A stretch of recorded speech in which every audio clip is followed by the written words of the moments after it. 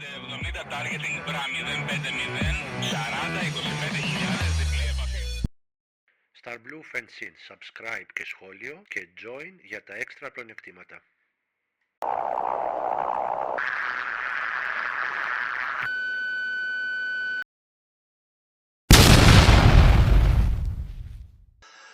Hello everybody and welcome to the X-Fighter podcast in Fighter Pilot X here in Hania, Greece, Crete Island.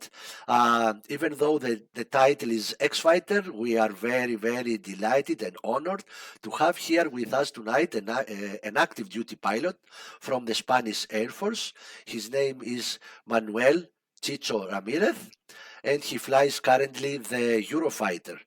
So, Manuel, thank you very much for joining here, or more properly, Chicho. Thank you for being here tonight.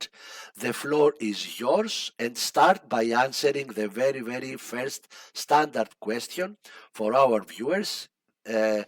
When did the idea of becoming a fighter pilot first came into your mind?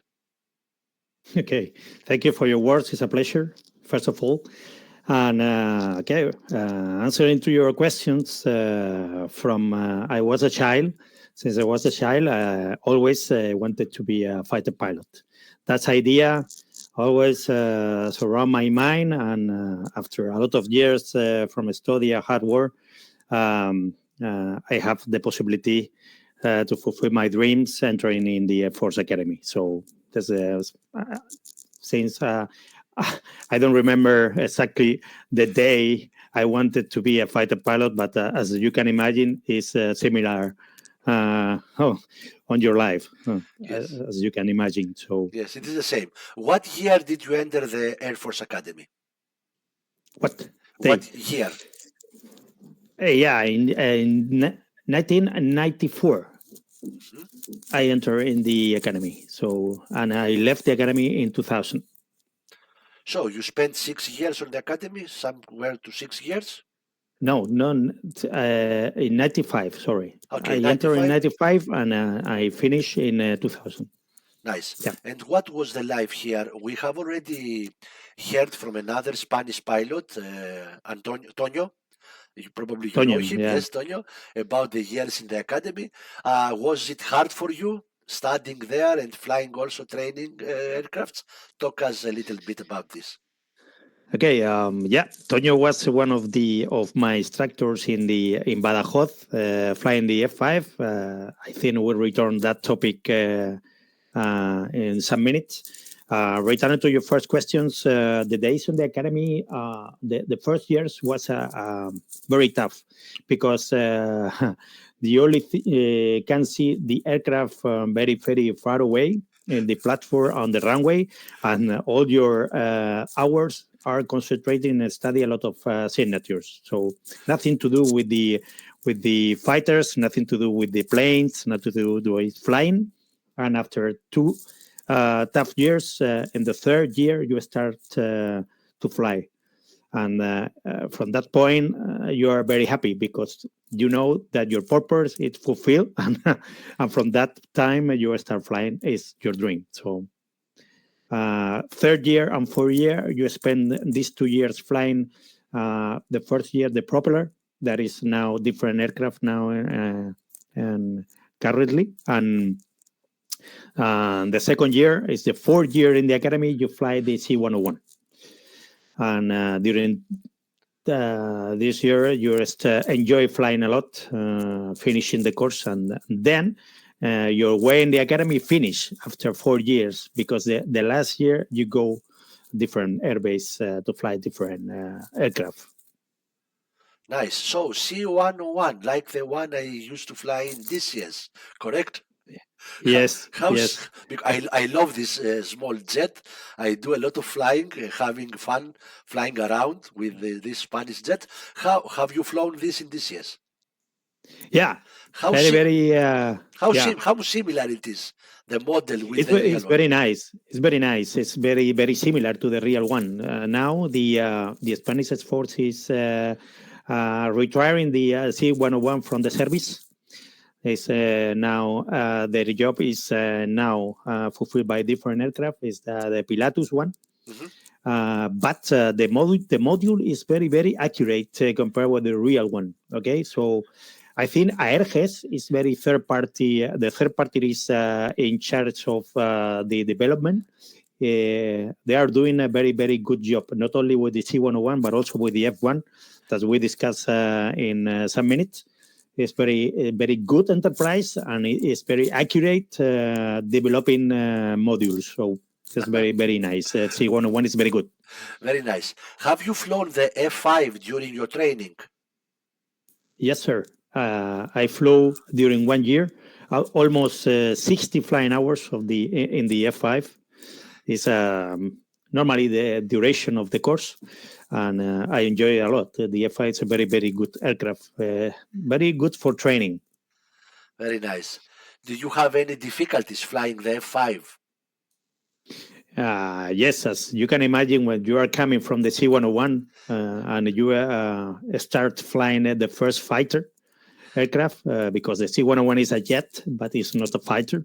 The fighter is the F5, is a good fighter, and is consolidated in a very old-fashioned conflicts, as you can know.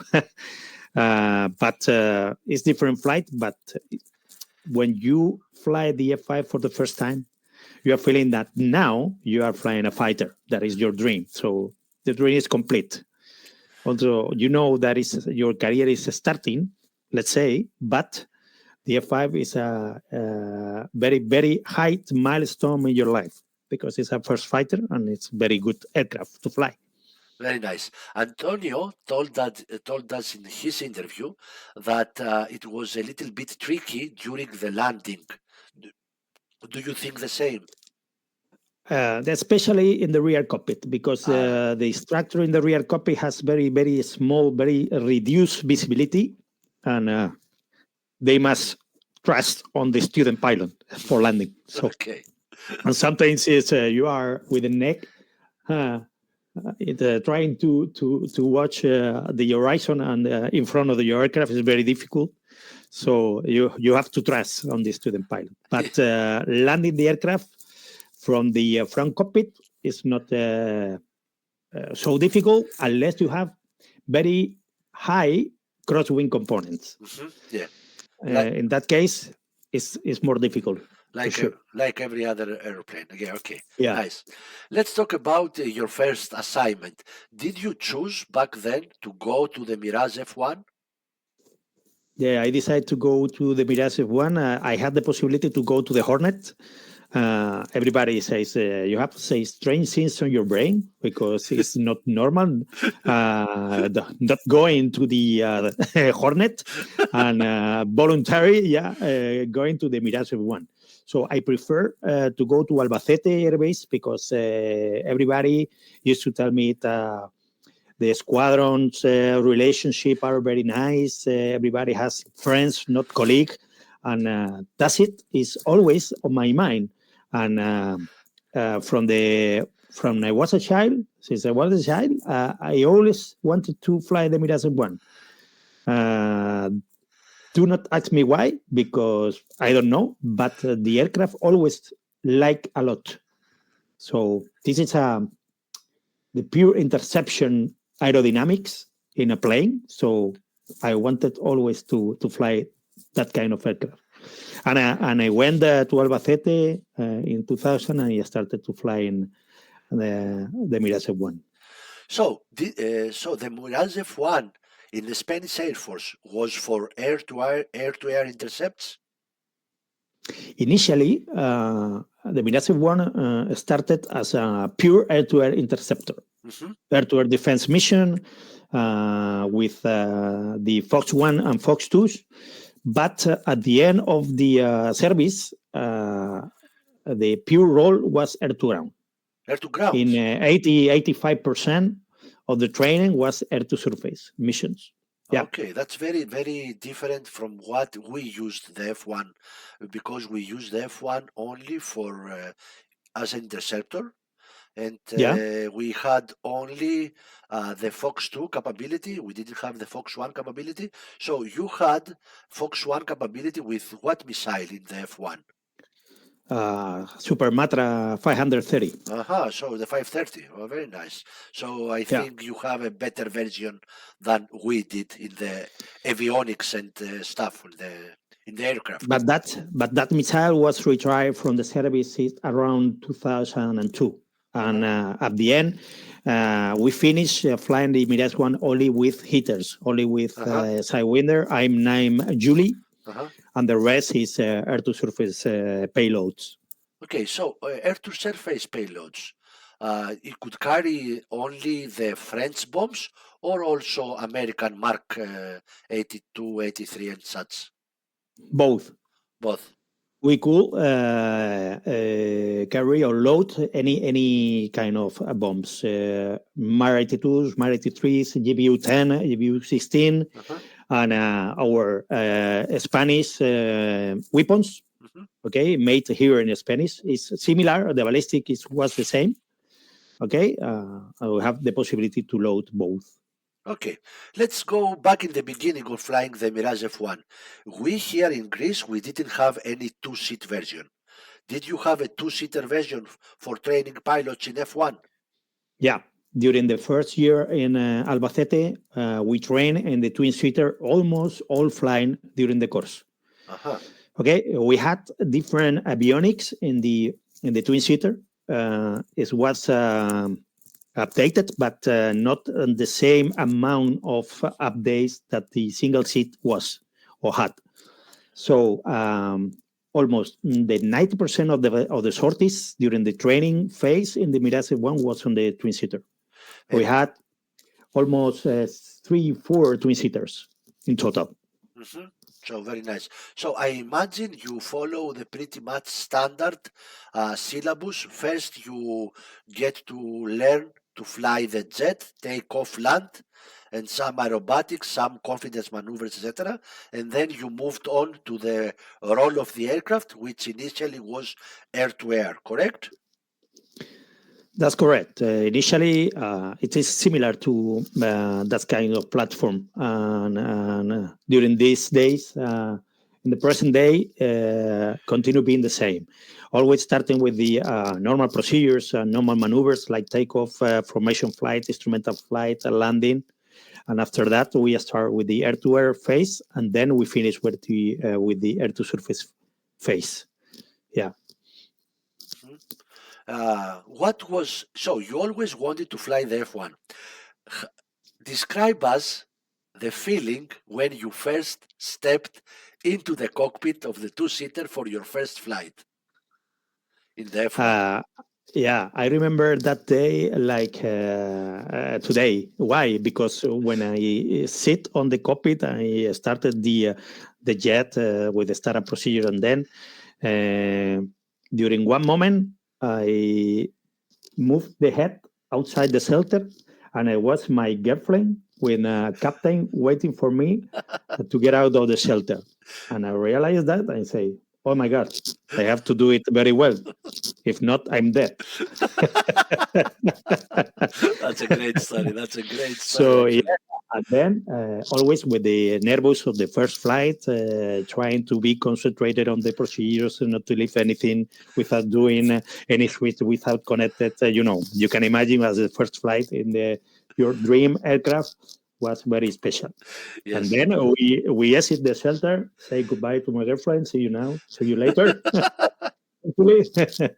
And then we start flying. Very nice. Excellent. Did you have simulator for the F1 back then? Flight simulator? Yeah, we had a simulator with a very, very reduced visual just on the front. Yes. Okay, just a small screen built by Indra. Okay, and we use normally not for tactical training, just for emergency procedures, normal procedures, and normal operation. Okay. Yeah. This simulator now is property of Aerges. Aerges bought the simulator in order to have it for development, and it's very nice because they are using for the F1 mic development. So it's very nice. F1 mic, what is this?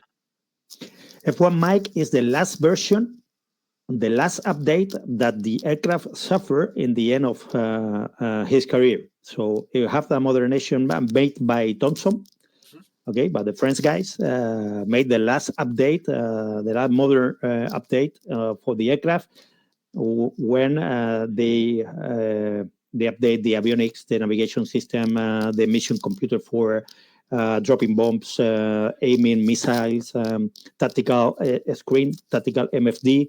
We had a very, very, very nice update at the end. Oh, so you got to fly, let's say, the most advanced version of F1 out there, even from the French, I believe. Yeah, yeah. Now the most advanced version is property of Morocco's. Aha. Okay. Marruecos has the Mirage F1 2000. That is the most advanced version of the Mirage F1 with the Doppler radar and Fox 3 capability. So, but during that time, the most modern version was ours. So that's it's very, very nice. It's very similar. Have you flown the Mirage 2000 in DCS? Yes. It's the same HUD, the same avionics, the same navigation symbology, all very, very, very similar Very to that. nice. That makes it a very potent aircraft. For sure, a very beautiful aircraft. I think the lines of this airframe are very sexy, if I could say so. Sure. Yes, I like how it looks. Actually, yes. Did you get to fly international exercises while being in the F1? Yeah. I have the opportunity to fly some international exercise, like the Cop Thunder is similar to the Green Flag now. It was the same, but with the previous name. Some shooting practice in Solensara. Okay. And the Baltic Air Policing. So it's a real mission in Lithuania. The first detachment that Spain had to do to fulfill that mission was sending the Mirage F1. I had the opportunity to go there and use the Mirage F1 in that mission. Okay. Apart from that, some shooting exercise, some air defense exercise, but normally national ones. With some, we had also one exchange with Tunis during 2 weeks and with Morocco. Okay, and flying with them. You have this exchange because they are close to Spain, just south of Spain. Yeah. It's very. You don't need any external fuel tanks for navigation, as you can see. Yes, makes sense. It makes completely sense to go to a neighbor country. Let's get back about in the air policing missions. So you get to do QRA. So readiness aircraft, alert aircraft. How many minutes alert? 5 minutes alert? 10 minutes? What was 15 minutes? 15 minutes. Readiness status 15. 1-5. Yeah. 1-5 minutes. 1-5. So you get to spend every other day from sunrise to sunset in a building wearing the suits like we do in the Hellenic Airforce, for example, and wait by the phone for the phone to ring and get your initial instructions. And then start running to the shelter and start very, very quickly. Yes. Tell us a little bit about the F1 as an interceptor.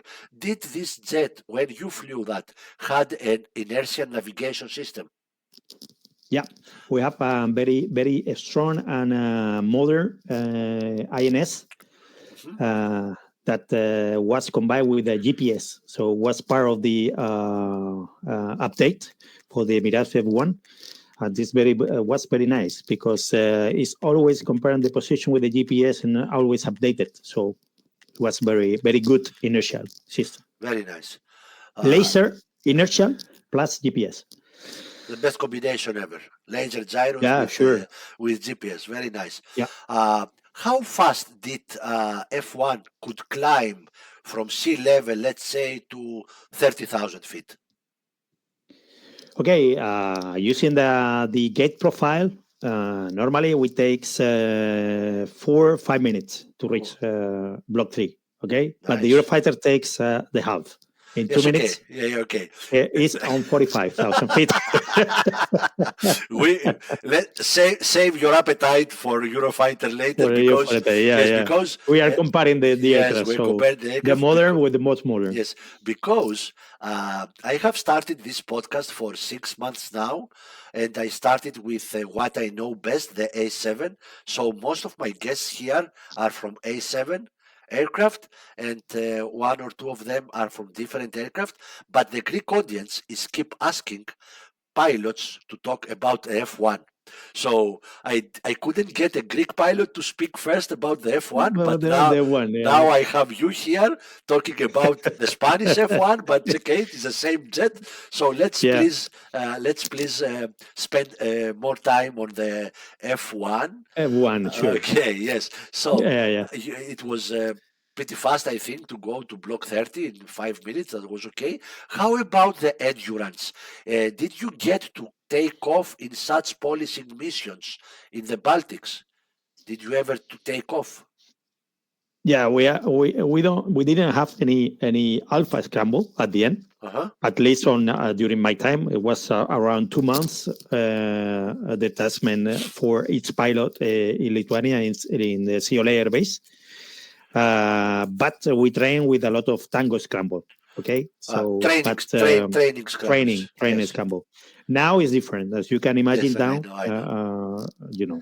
Yes, it's very the situation different. was different because I were in Lithuania in 2006. Mm-hmm. Yes. So the situation, as you can imagine, is quite different for now. Almost 20 years back, so it's very different now. Exactly. In the F1, let's say in the day-to-day training in the squadron, you become a combat-ready pilot, and then you just follow your program. Flying almost every day or every other day, training missions. How long did these training missions last back then? 30 minutes, 1 hour? No, normally 1 hour, 1 hour 10, 1 hour 30, depends on your config.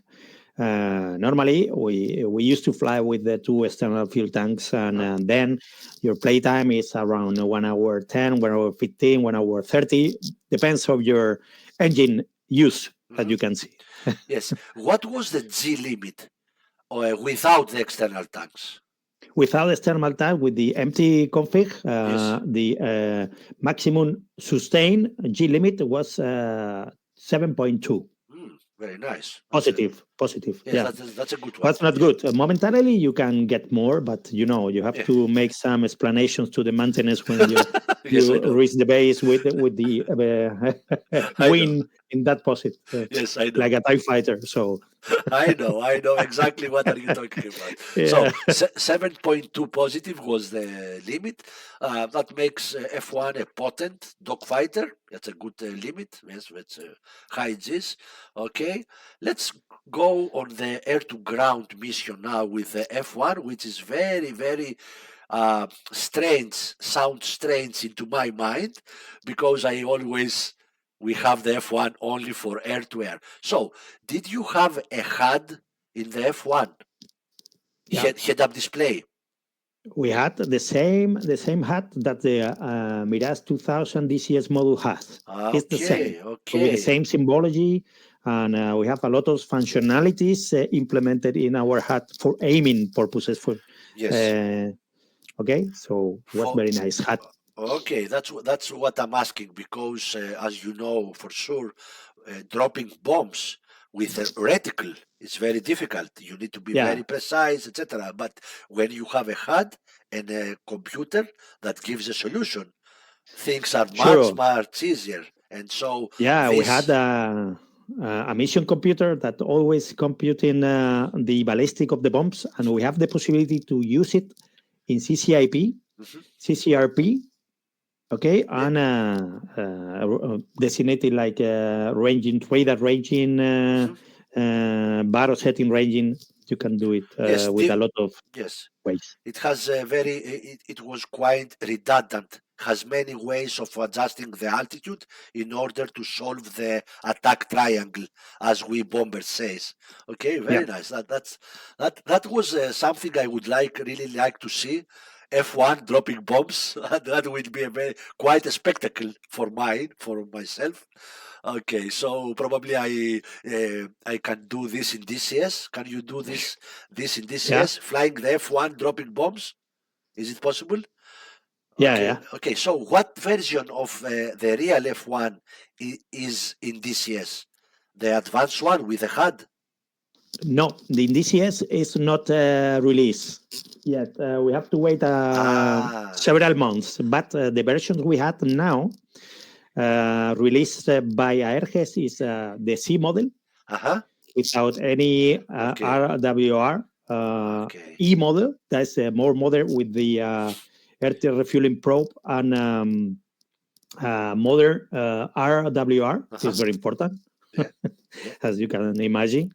And inertial system. This E version, that is the most modern release now, has the possibility to use waypoints with inertial system. Now we are waiting for Aerges to release the Mirage F1 mic, the modern version with that kind of HUD, that kind of screen, CCRP, CCIP, and that then you can have the possibility to see and to train in the Mirage one. But we have to wait several months. Okay, excellent. Very, very, very nice. So I know that Spain had bought into the Eurofighter program from the very beginning, back in the 80s. So when you started on the Mirage F1, did you know that your days in the F1 are limited and at some point you need to go to another jet? Yeah, from the very beginning, I know. I knew that from one reason or from a different reason, I was finished or in the academy or flying the Eurofighter. Why? Because I'm one of the first on my promotion. When you are flying during 6 years, normally when you reach the 6th year, you will go to the academy as an instructor. Okay, so you have to be assigned that, and it's not a good idea. We are not happy with that.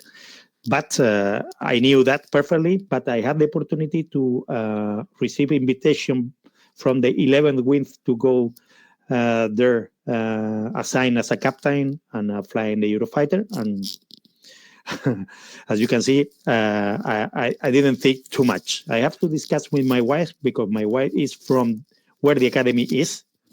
So during a dinner, we discuss where to go. So I went. Did you get a final flight, as we call a fini flight, in the Mirage F1 with celebration and everything? Yeah, the last flight in the Mirage 1. Yes. Yeah. I remember that because I was happy to go for going to the Eurofighter, but also a little bit thirsty for leaving my dream aircraft. This was the combination of both feelings, but I enjoy a lot on the last flight because it was an ECT mission 2v2, two Mirage F1 from my squadron against two Mirage F1 from the different squadron in Albacete. Oh, nice. So as you can see, we have a lot of competition between the two squadrons. Okay. So sincere answer now. Who won in this fight? What do you think? What do you think? You won. Excellent. Okay, let's go on transitioning to the Eurofighter. So, cool. Apart from the relocation you have to move everything to the new city, which was what city for training the Eurofighter? You moved from yes, to Sevilla. Yes, to the Morón Air Base. Morón Air Base, which is close to which Spanish city? that I may know? Sevilla. Sevilla. It's Okay. very close to the biggest, closest one is Sevilla. Okay. You have some towns all around the base. It's Moron, is the town that gives the name to the air base. El Aral and Utrera is the main town, but the closest or the closest biggest city or more known is Sevilla. Okay, and describe us a little bit about the process of transitioning from F1 to Eurofighter. So you report first day in this new base, wearing your good uniform with your orders. I'm here to become a Eurofighter pilot. Go. The first day was very nice because you are thinking that you are going to be one of the best pilots in the Air Force for flying the Eurofighter. Of course. But the first day, everybody, as you can imagine, because you receive a lot of manuals, biggest manuals, checklists, procedures, a lot of logistic stuff to fulfill in the base. And that day starts your new phase, or is, let's say, a new career, because it's the aircraft has nothing to do with the Mirage F1, as you can imagine. Yeah. So was starting not from zero, but from 1 to 100, from 10. Yeah, okay, I can understand. How many hours did you have in the F1 when you transitioned to Eurofighter? I had in that time 1,048. Okay, so you were considered to be a very experienced pilot already. Okay, so okay, how did this fact affected your transition to the Eurofighter? Because you know what they say, you cannot teach an old dog new tricks. Especially going from a third generation jet to a very modern jet, which is the Eurofighter. So how did this vast experience, 1,000 hours in F1, affected your transition to Eurofighter? Essentially, we have all advantages. Okay, so not only for your experience, your airmanship, everything counts. But I remember one thing that's very strange, because always in the Mirage F1 you are used to trim the aircraft all the time. Yeah.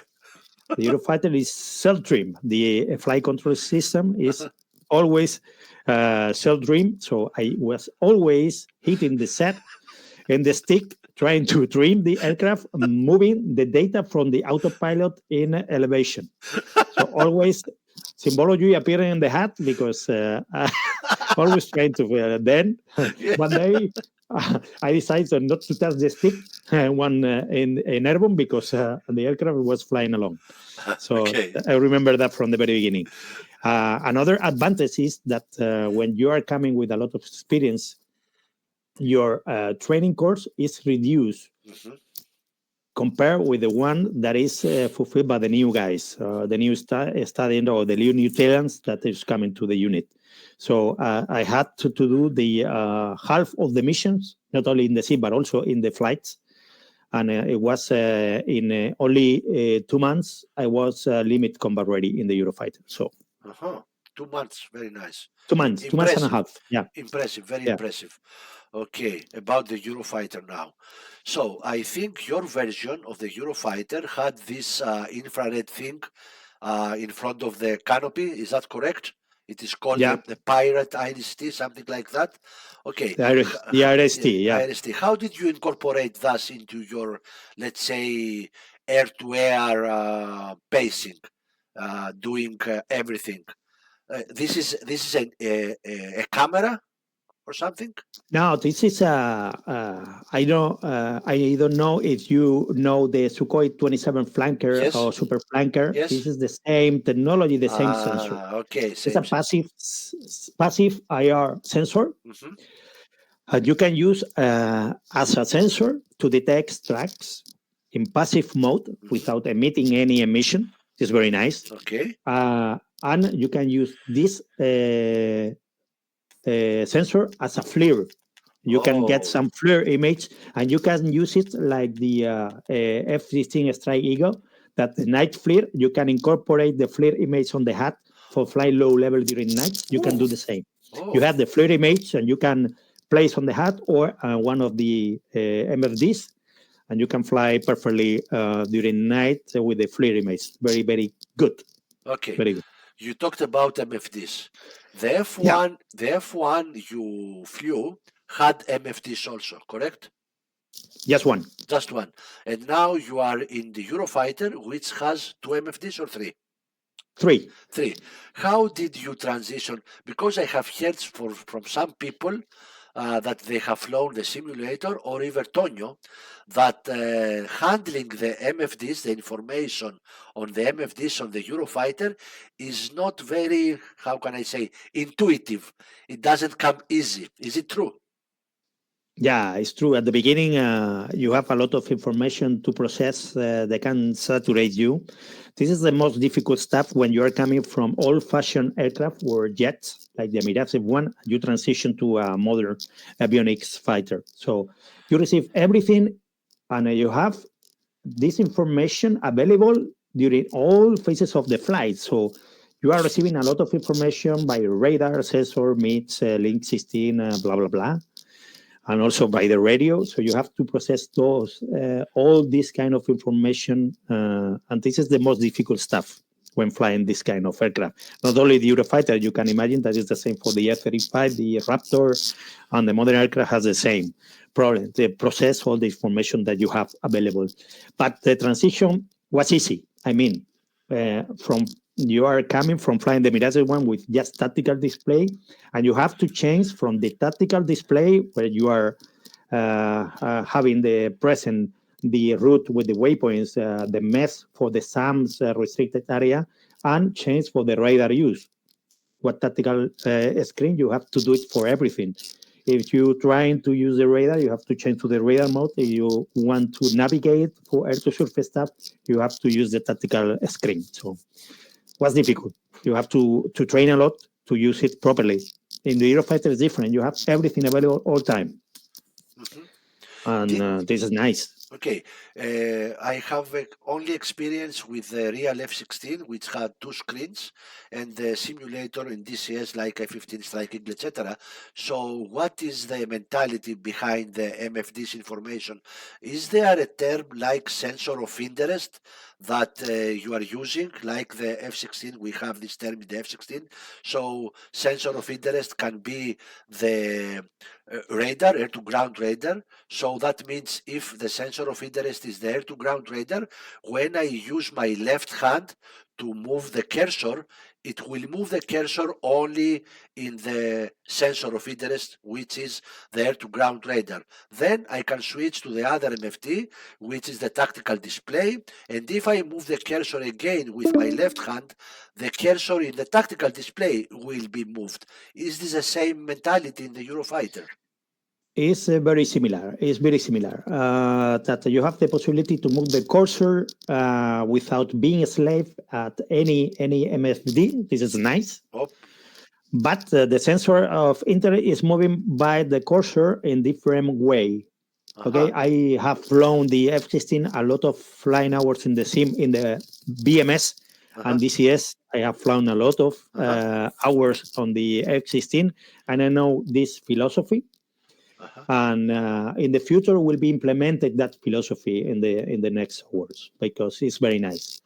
Now you have to be trained a lot how to use the sensors properly because at the beginning for the students pilot this has some problems with the current implementation, but we will try to get to the same philosophy you had on your F-16s. Yes, because it makes more sense. It's easier.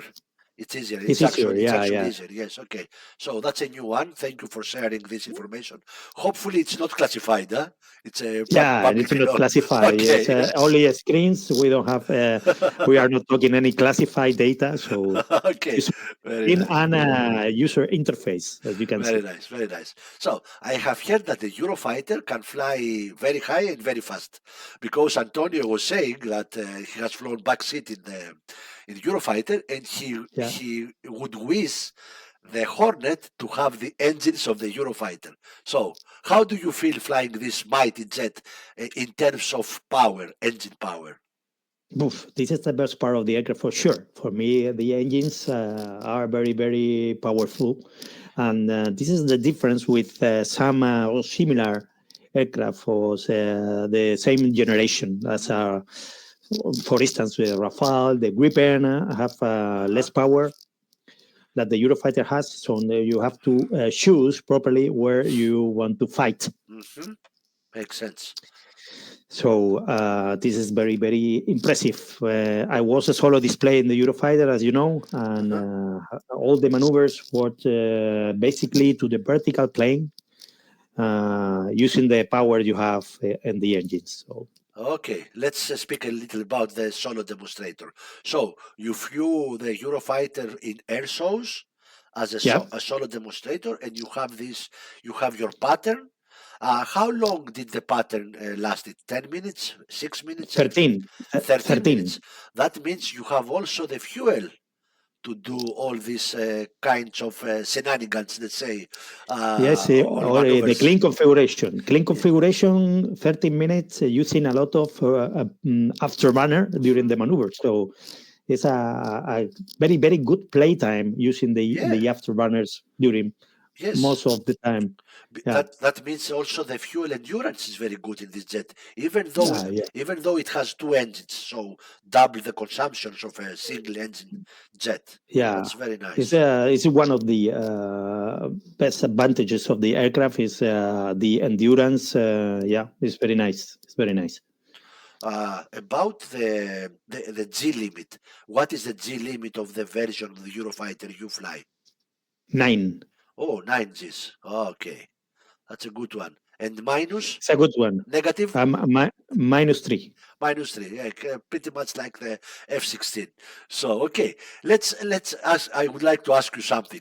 When I was first transitioning to the F-16, one of the very first BFM lessons was the turn circle entry, because the F-16 can drive to the point where the enemy used to be and then converts all the energy, pulling 9 Gs and pointing to the enemy. Do you have the same, let's say, turn circle entry maneuver? Yeah, it's very similar because I compare the Eurofighter with the F-16. It's a very, very similar flight control system. And it's use the same technique that the F-16, with the difference that you have more powerful engines. Is the only difference. But the technique and the way to combat in the fighters is very, very similar. Very similar. Two aircrafts very, very similar in a lot of terms. Yeah. Very interesting. Very interesting. Very nice. So, Spain is host to exercises like TLP, Tactical Leadership Program, and Ocean Sky, because I have a piece of paper here in front of me that I'm reading from, because I came prepared, as you know, as an ex-bomber pilot. I did my due diligence, and with help of my friend Lucas, he prepared a lot of questions. So, in Spain, we have TLP, we have Ocean Sky, and I know that Greece almost always every year participates in the TLP program, and I think in Ocean Sky recently.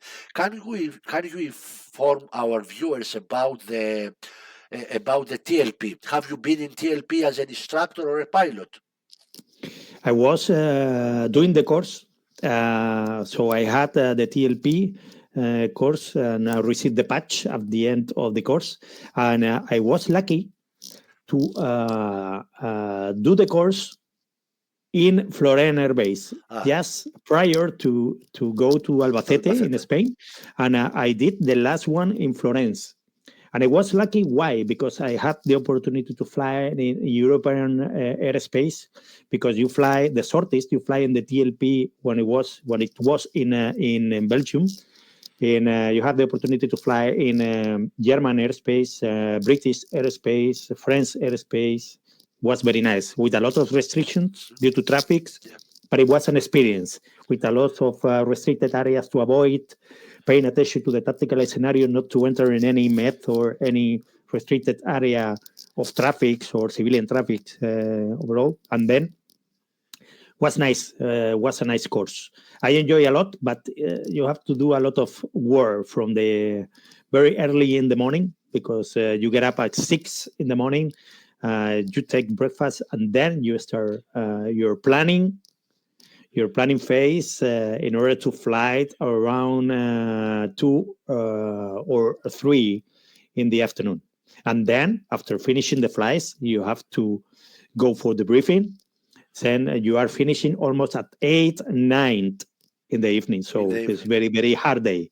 But this was a very, very nice course because you learn a lot of topics and a lot of tools in order to command a very big package, international one. And you are working with a lot of colleagues from different countries with the NATO doctrine, but it's very nice, not only to know, but also work with the different colleagues. Very, very impressive. Excellent. How long does TLP last? 15 days? It's around 3 weeks. 3 weeks. Okay, so yeah, pretty close to 20 days, if you can say so. Even now that it is in Spain, it's the same duration.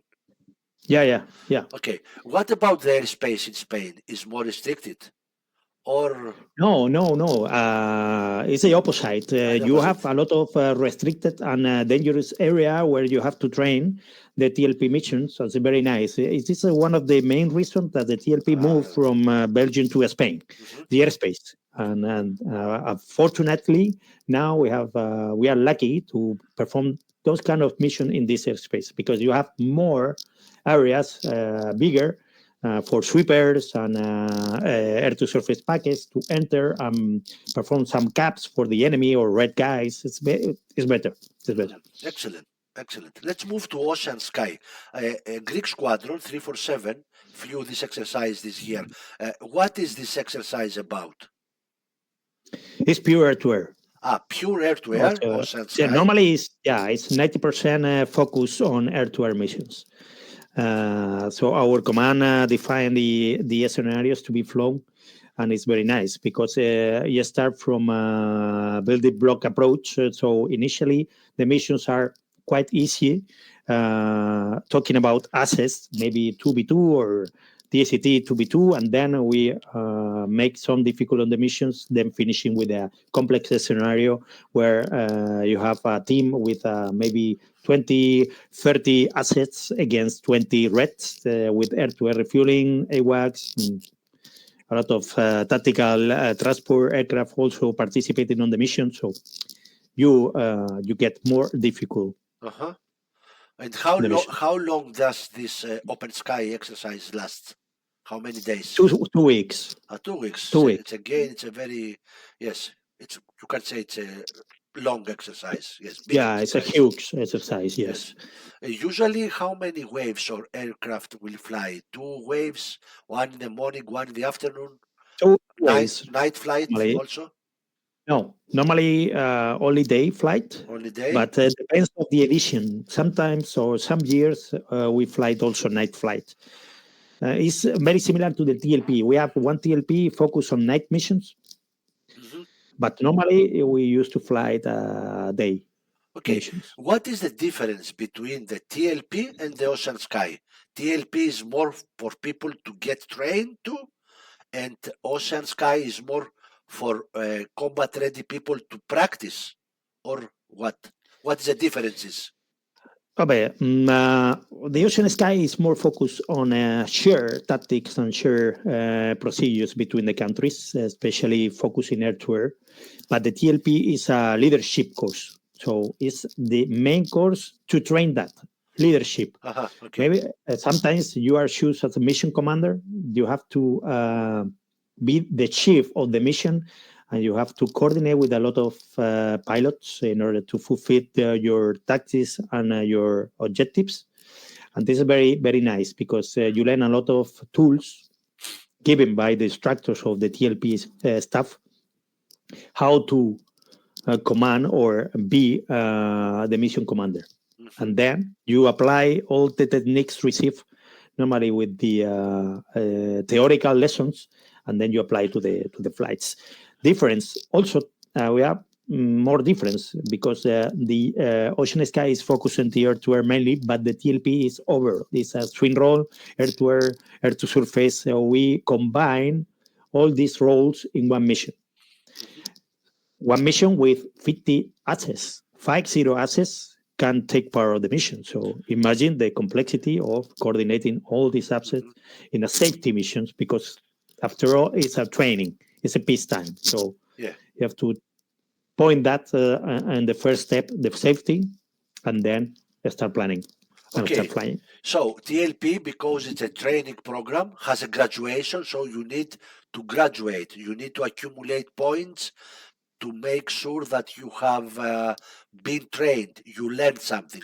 And Ocean Sky, on the other hand, is an exercise that for practicing large amount of aircrafts against each other, etc. Very nice. Now it makes sense to me because I haven't participated in any of those, not even TLP. I have only participated in Red Flag in 091 2008. I know you have been in one Red Flag. That was the one, October 2008. I was the previous one, I think.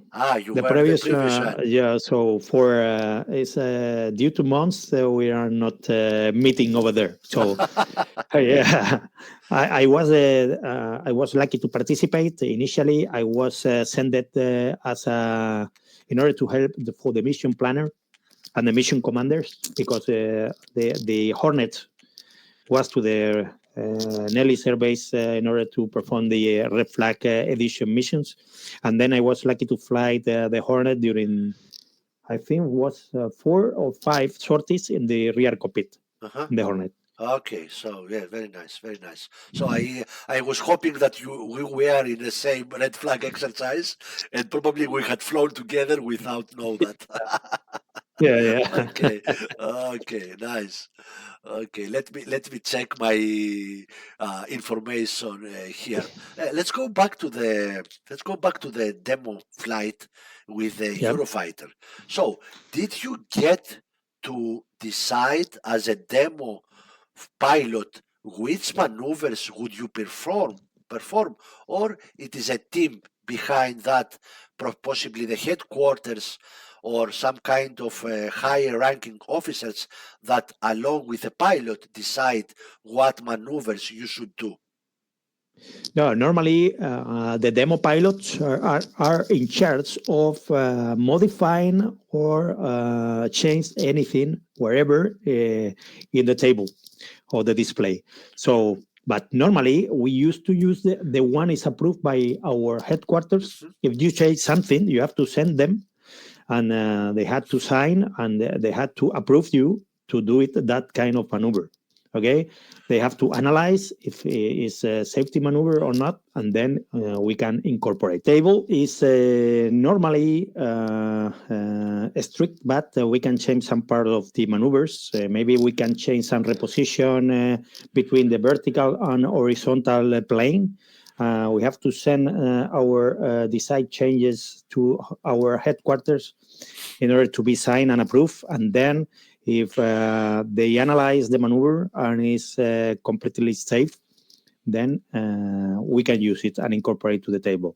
Normally, we use the base. The base is always the same because it's very nice and very well designed during all these years. But sometimes we change some part of one reposition or one landing difference from the previous one, because we always normally we used to perform this kind of display in an airbase or in a airport with a runway. But sometimes we do it in the beach. So we have to start differently.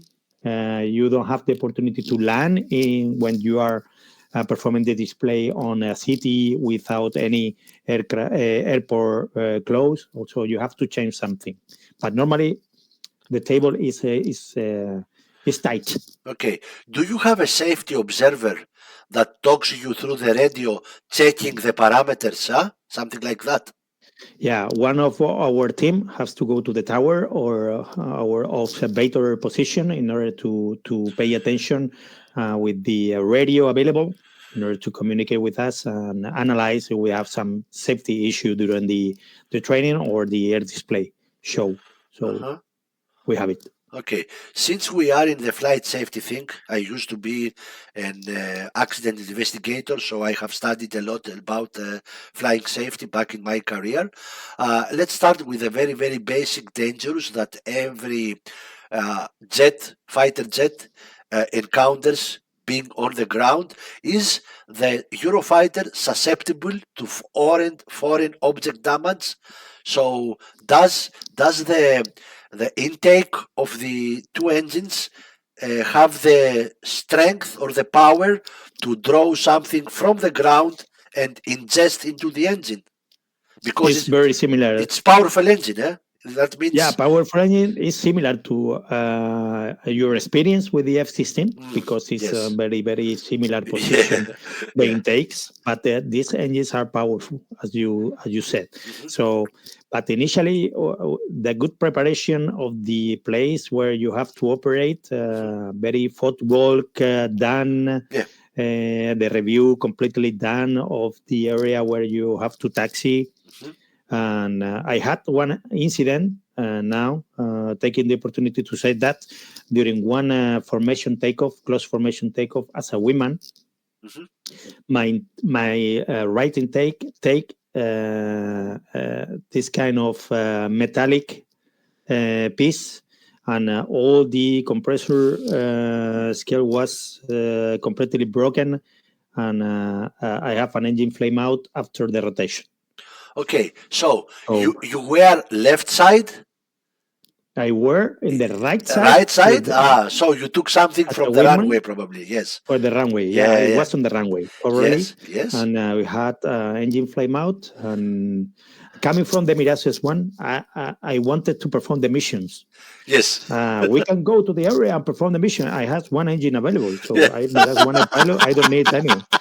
But the leader said, no. Land as soon as possible, immediately. So, how was this experience? Did you hear a sound, a bang or something, or you just go, phew, you lost one engine? I suffered some vibration after the rotation, some vibration, some heat of the aircraft, and then suddenly all the engine's parameters fall down, and then you set the caption for right engine flame out. So easy to manage this kind of emergency, single engine operation, and land as soon as possible. Okay, did you have? Let's go to single engine operation. Did you have to adjust your yaw trim for landing the jet because you have only one engine? No, it's the same. The Eurofighter flies the similar way, two or one engine. Fly by wire, yes. Fly by wire takes care of everything. Trimming in yaw because we don't have any compensation moment because the engine is very close, and then they fly perfectly with single engine operation. So no more issues to fly. This thing happened right after takeoff, so probably with full amount of internal fuel. Does the Eurofighter has a dump function to get rid of fuel to become lighter for the landing? No. You have to spend using the afterburner. So what did you do in your instance? So after takeoff, you broke off formation. You did your CAP, critical action procedures, and then your leader told you that you need to go back for landing. Did you have to burn some fuel in order to land safely? No, because in Moron Air Base we have 12,000 feet runway available. So we have a long runway. Apart from that, you have to analyze your current weight and you have to calculate your landing speed. Yes. If you are inside the limitation of the tires, you can land. Okay. You can land with 5,000 kilograms of fuel perfectly. And because if you calculate that speed inside the tire speed, you can land perfectly with that amount of fuel. So normally the problems are if you are completely full of fuel with 2 GBUs, 10, 4 Meteors, ANRAMs, IRIS-T, and as you can imagine, this is a heavy landing config. Then you have to spend some fuel just prior to land, but not this case. Okay, very nice, very nice. So let's go about. Have you been? I know probably, and correct me if it is not true. You are a simulator instructor, correct? Yeah. Okay. So is your duties to, as a simulator instructor, to instruct pilots in the simulator for becoming Eurofighter pilots? Yeah. Okay. Yeah. Do you have a specific squadron that does the Eurofighter simulator flights, or you have this simulator inside the squadron that you are assigned to? Copy. Normally, we have the operational conversion unit is our Ah, 113 squadron. mhm, It's based in Moron. We have one operational squadron in Moron, but the other squadron is thought for OCU, is for performing the training flights and simulators. mhm, Okay, so the simulator is part of the training course. All the students pilot when go to Moron Air Base and start his Eurofighter career starts his B course. yeah, That the B course has simulators and the same simulators in flight. So you train the same in the sim that in the flight. First in the sim, and then you apply your knowledge received in the aircraft, mhm. flying the same missions, the same sorties. Okay, excellent. When you are in the simulator, I hear that you spend a lot of time preparing pilots for big exercises. Do you do that? So, do you take the scenario that the pilot is going to fly in a few months, in a few days in the exercise and test that or practice that in the simulator? Is that correct? Yeah, we received the information where the operation squadron have to operate, maybe in a pitch black. We prepared that in the last year, the pitch black. Yes. In And Australia. then In Australia. in Australia, yeah, we prepare the scenario. So we have to go to the database guys and say that we want these airports, this gaming zone, this gaming area with these coordinates. We have some targets area with high resolution for the visual. And then when the database is prepared, these guys used to give us the database, and we have to prepare the scenario with all the entities that the operational Uh-huh. squadron want to train. Maybe one AWACS, two refueler, two frigates, one carrier. Okay. Okay, so we have to prepare a scenario, and then we test it on the sim. And after test it, we give to the operational squadron that the exercise is ready for training, and then they used to send the pilots to train on the sim. It's Okay. very nice.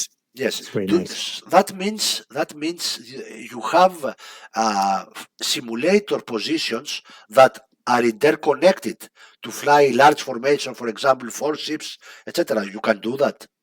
Yeah, we have interconnected simulators, so Uh, we can perform some network missions mhm. with the simulators connected. Yeah, in a network, it's very nice. As you said, we can practice a 4 shift formation. We can train 3 shift formation and another one control in the console by another pilot. So if one of the training devices is not operational, we can use the remaining one, and then different pilot can pilot a synthetic entity from the console with the Uh-huh. HOTAS. Normally, it's a Thrustmaster Warthog. We have Uh-huh. it on the console. We can fly Ah, the synthetic entities from okay. that position. Okay.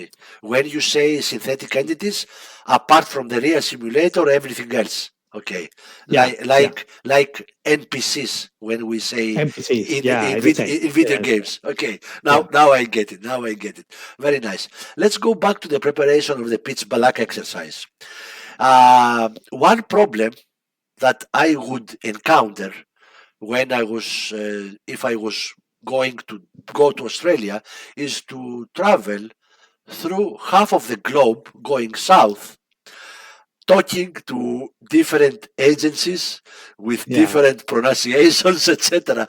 How do you handle all these different, let's say, uh, ways that you hear on the radio? Yeah, I think this is one of the cell training issues because we cannot train that on the sim because we don't Yes. have a whole database for doing that. And then you have to spend 5 hours on the sim, as you can imagine. Yeah. Okay, but this is the thing that you train a lot with your experience or the flies you do around the world.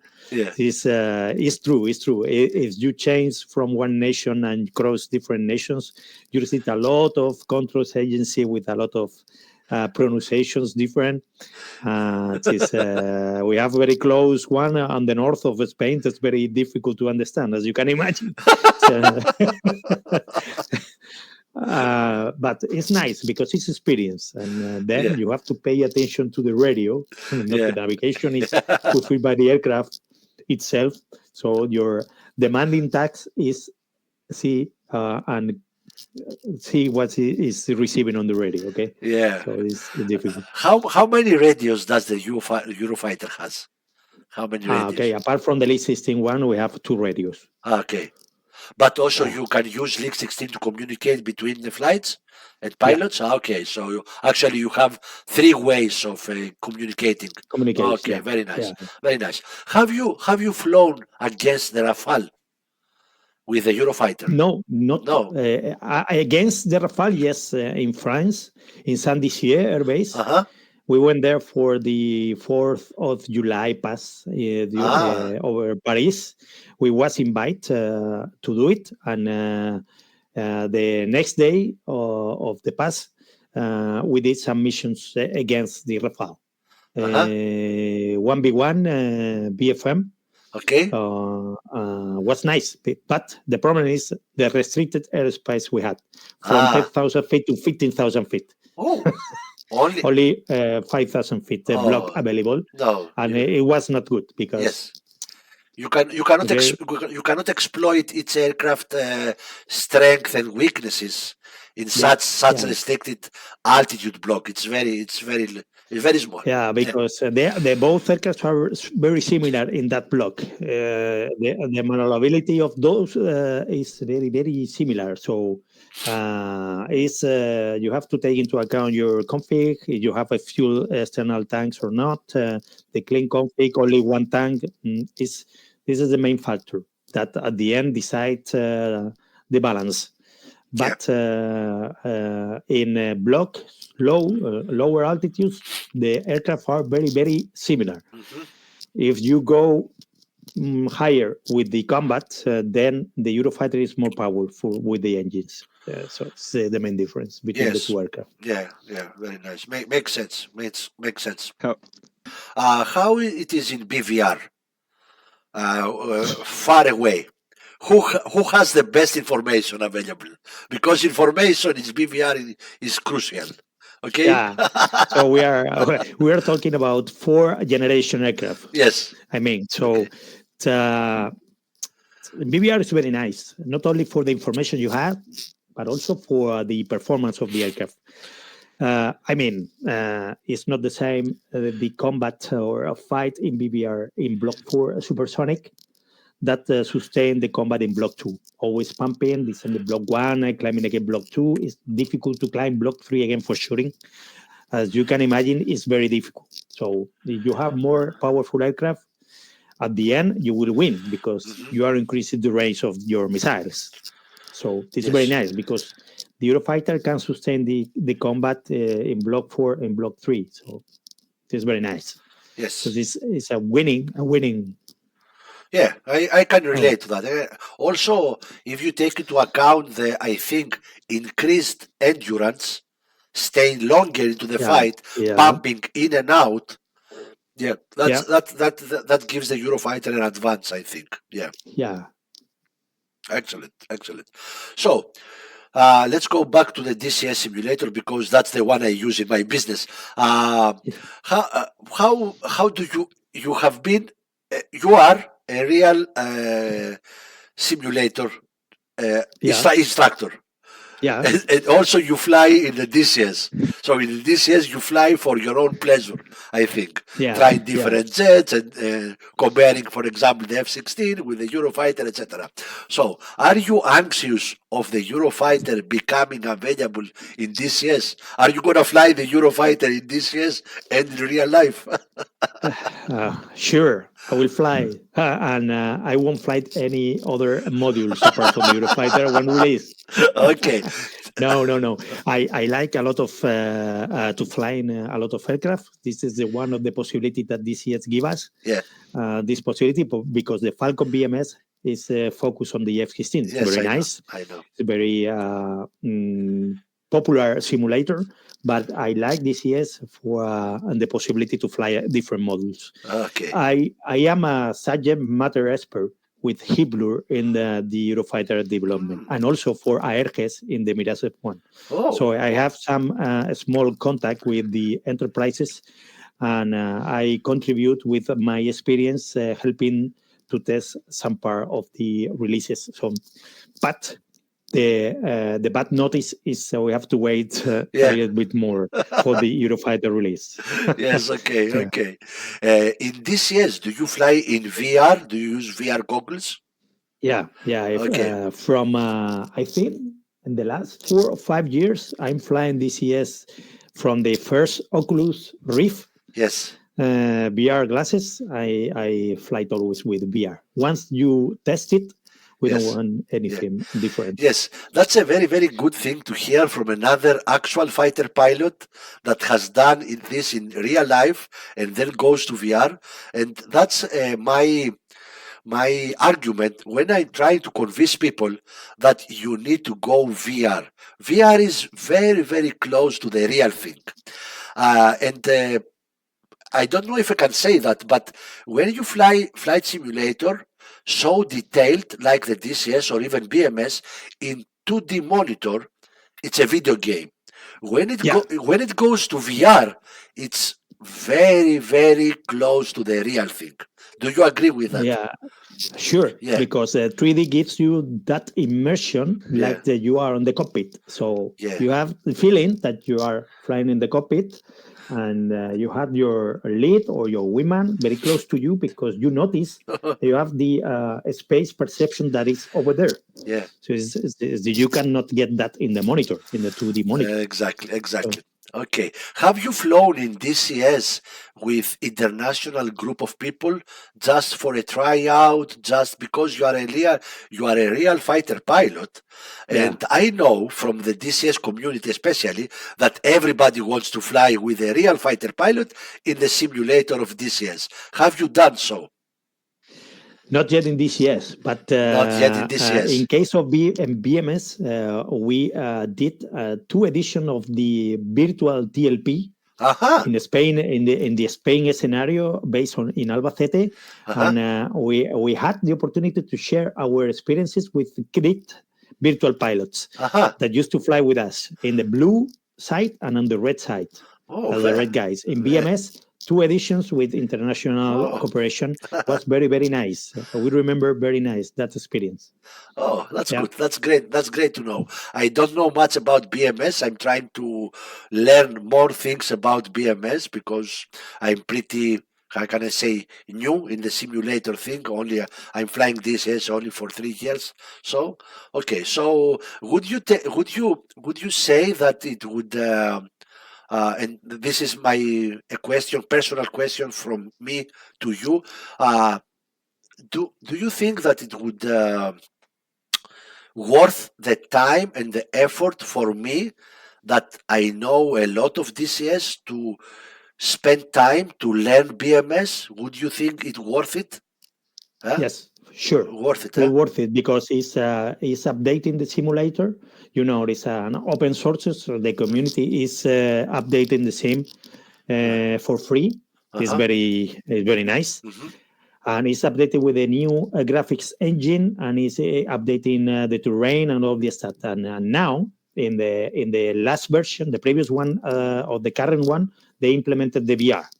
Yeah. And it's very good notice, very good news. And now, my recommendation is to start flying the FMS, and you can.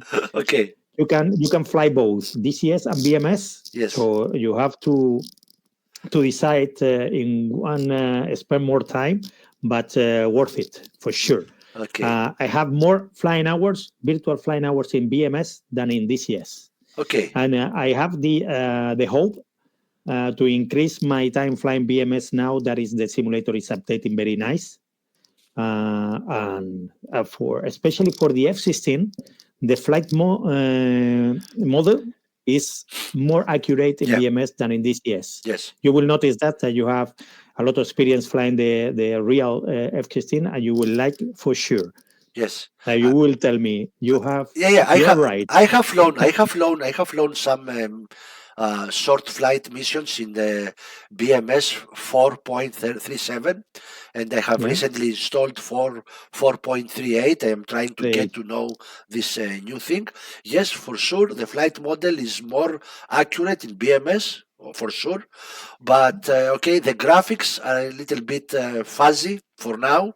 So I'm a very big fan of immersion and visuals. That's why I can say that I'm a little bit biased towards DCS for now. But for sure, I will take your advice and spend more time in BMS, because also the viewers of my channel ask to fly more BMS and produce content on BMS. So I will get for sure your advice. Thank you for that. I can help you with your contents. You want to fly it on a network mission with me as a woman or wherever, I can help you with that. That's a very, very big word there, because you know what they say here in Greek, you don't promise anything to a crazy guy or to a child, and I am both. Me too. Okay, so that's a good one. We have a deal there. When I think I will have my simulation, the seat, and everything is bind, I will contact you, and probably we can find some time, and hopefully you will get to train me on some specific things, since you know both, which I'm having trouble now to understand, because I am stuck in the mentality of DCS, how DCS works, and it's very difficult for me to find the relevance in BMS. So probably we can spend some time together if you are not very busy. And sure. We can get the time. For that, we can get the time. Yes, also we have only 1 hour difference. Is that correct? Between Spain and Greece? Yeah. So I think it will happen. Before we close this very, very interesting interview, tell us a little bit about yourself. What is your current assignment, and what is your thoughts for the future? I mean, do you planning on retiring and go to civilian, whatever airlines, or what? Yeah, it's not the airlines, because I don't like this job. I prefer to train the guys on the sim. We have some job for civilian instructor in the sim, so that will be the idea. Stay in the sim, stay performing the instruction part of the training phase, because I like that more than the flying the airline. You know, the bus for the people. I use the exact same paradigm. I mean, this is a bus. This is a flying bus. I don't want to be a bus driver. Okay, I'm pretty. What is your current rank now in the Spanish Air Force? Major. So you major. Okay. So very nice. So Manuel, thank you, or Chicho. Chicho, thank you very much for this very interesting conversation. Let's keep open the possibility of having you back in the channel with more information now that we know each other, and possibly we can talk a little bit more about BMS or DCS, or flying the almighty Eurofighter, correct? Yeah. Okay. Hopefully we will do. Okay. Thank you very much for your words, and has been a pleasure. I enjoy a lot this time. So whenever you decide, I will be available for you. Thank you. Thank you very much. Bye-bye. Take care. Bye.